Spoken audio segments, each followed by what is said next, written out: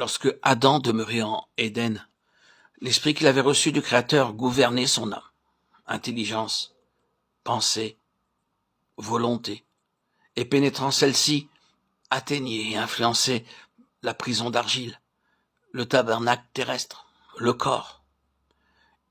Il l'illuminait de sa lumière, le rendait insensible aux influences extérieures de chaleur et de froid, et capable de réaliser parfaitement le but assigné par le Créateur. Mais hélas, l'homme se sépara de Dieu. Et les résultats de cette séparation ne tardèrent pas à se manifester. Désormais, toute l'imagination des pensées de son cœur n'est que mauvaise en tout temps, déclare l'Éternel. Genèse 6, 5.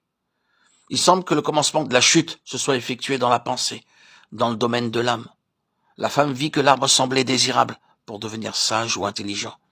Est-il écrit, Genèse 3, 6. C'est donc à l'âme que le serpent s'adressa, pas au corps, fait de poussière, lequel était alors parfaitement dominé par l'esprit. Il s'adressa à l'intelligence, où il éveilla le désir licite de connaissance, de puissance, dans le domaine invisible. Vous serez comme Dieu, suggère le serpent. Il se garde de dire, vous serez comme les bêtes que Dieu créa. L'objet de la tentation, c'est la connaissance. La connaissance que, sans doute, Dieu se réservait de dispenser au temps marqué par sa sagesse. Mais celle-ci est ravie hors de saison, et par un acte de désobéissance, de rébellion ouverte.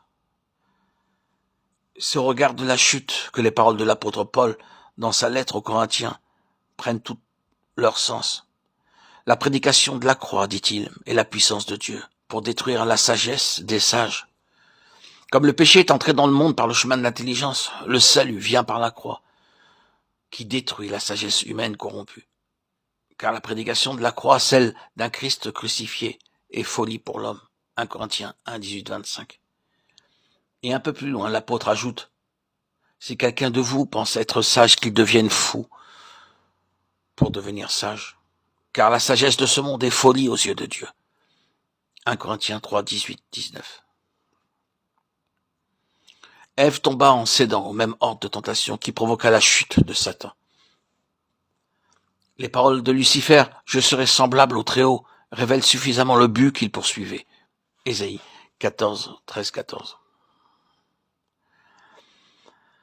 Et c'est en suggérant à Ève la possibilité d'acquérir quelque chose de supérieur à ce qu'elle avait déjà, qu'il la séduisit.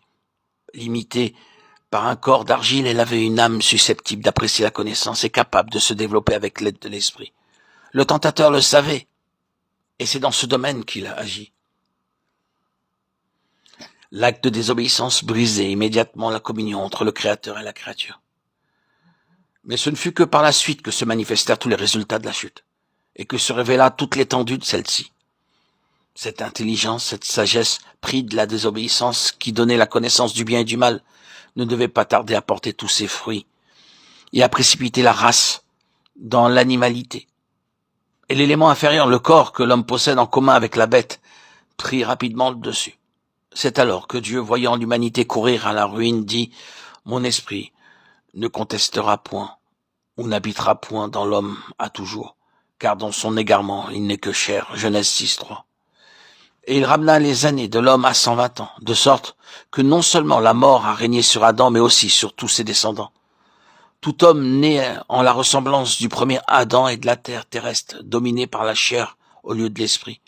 Et l'âme qui est le siège de la personnalité, Luc 9, 23, est naturellement l'esclave de la chair. Elle est dominée par la vie terrestre, au lieu d'être la servante de l'esprit.